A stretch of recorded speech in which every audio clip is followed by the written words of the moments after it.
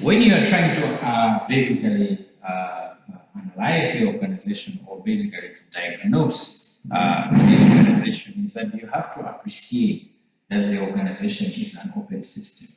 That it's not something that is closed, but it also is there to respond to the changes of the world, of the environment, and it is facing pressure from outside forces, which are basically the external environment. So you need to understand the organization as something that has inputs, the transformation process, and then finally the output.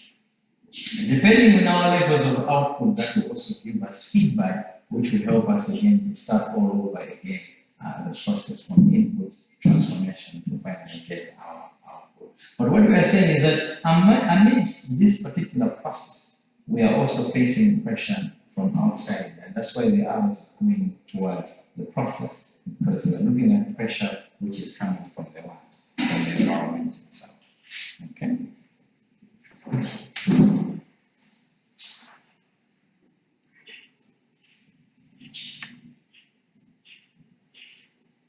So besides that, how are we also going to diagnose the organization?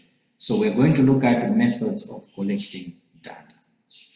Of course, we're not going to talk about much there, because these are also issues that we have also dealt with in research. Yeah? So what are the methods that we're going to use in order for us to diagnose the situation in the organization? So we can use questionnaires, interviews, as well as also observations. Okay?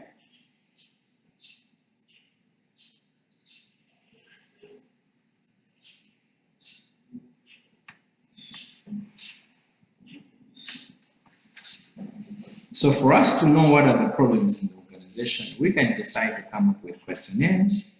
We can do interviews, yeah, one-on-one or with a group, yeah.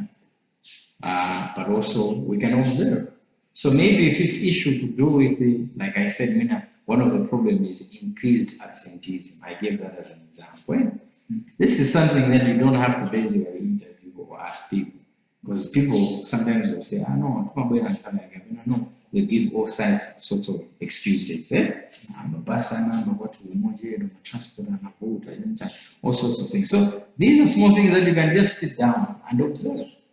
Yeah. So it's possible, even if I want to do a study on where the students, the way how they come in, whether they come in late or they come in early, I can just take a chair and put it on the car park and sit there and wait.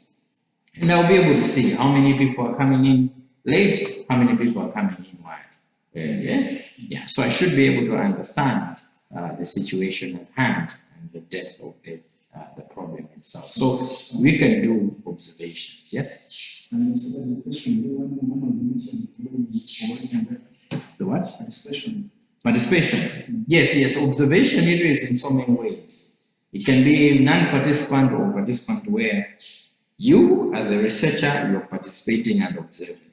Or sometimes it can be that you invoke someone to basically observe. But also there are times where you just sit, that is non-participant. But there are times where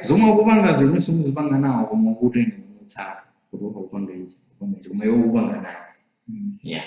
So you want to do what they are doing. You want to be involved in their culture. So it's easy for them to accept. So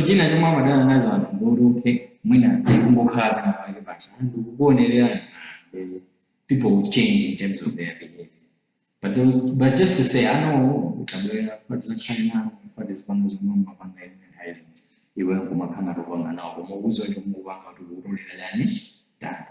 that's participant observation. Non-participant is where I'm saying you just take a chair, what I was saying.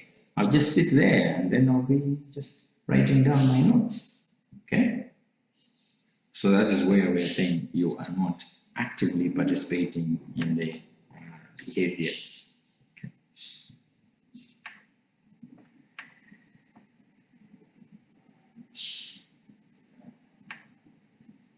Then the last part is basically to, after you have now collected this data, what are we going to do? Is to basically, a subheading, determining the content of the feedback.